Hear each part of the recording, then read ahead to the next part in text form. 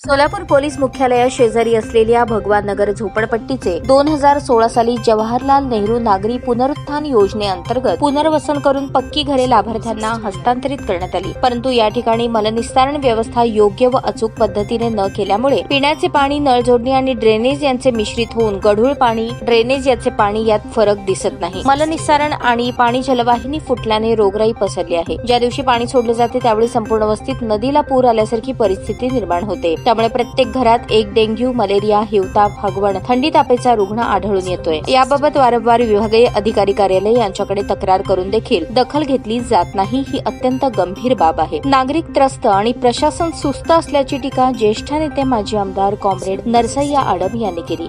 भगवान नगर येथे नागरिकांच्या वतीने सोलापूर महानगरपालिकेच्या आयुक्त शीतल तेलिउगले यांना ज्येष्ठ नेते माजी आमदार कॉम्रेड नरसय्या आडम यांच्या नेतृत्वाखाली शिष्टमंडळाद्वारे निवेदन देण्यात आले। यावेळी या शिष्टमंडळात ॲडव्होकेट अनिल वासम, वंदना भिसे, योगेश मार्गम, अंबादास भिंगी, आनंद कळसकर, मल्लेशम अली, प्रशांत मॅकल, रवी केंचगुंडी आदींची, रेणुका गुंडला, सरस्वती कामूर्ती यांची उपस्थिती होती। यावेळी माजी नगरसेविका नसीमा शेख यांनी सदर समस्यांबाबत आयुक्तांनी थेट हस्तक्षेप करून भगवान नगर येथील ड्रेनेज तातडीने दुरुस्ती करून पिण्याचे पाणी, जलवाहिनी आणि मलनिस्तारण वाहिनी या 2 स्वतंत्र लाईन करणे अत्यावश्यक आहे। नागरिकांच्या आरोग्याच्या दृष्टीने अत्यंत महत्त्वाचे आणि अनिवार्य ही समस्या आहे। वस्तुस्थिती लक्षात घेऊन तातडीने पुढील कार्यवाही करण्याचे आदेश देण्यात यावेत, अशा आशयाचे निवेदन नागरिकांच्या वतीने देण्यात आले।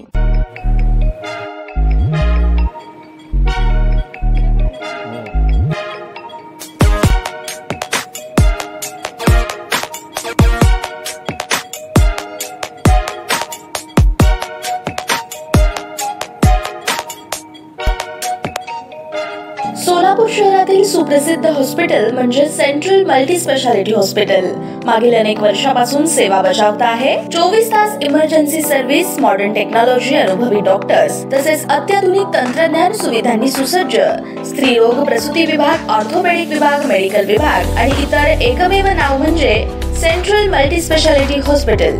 पत्ता गणेशपेठ शॉपिंग सेंटर, मंगळवार बाजार, सोलापूर। ताज्या बातम्या पाहण्यासाठी प्राईम महाराष्ट्र न्यूज चॅनलला सबस्क्राईब करा।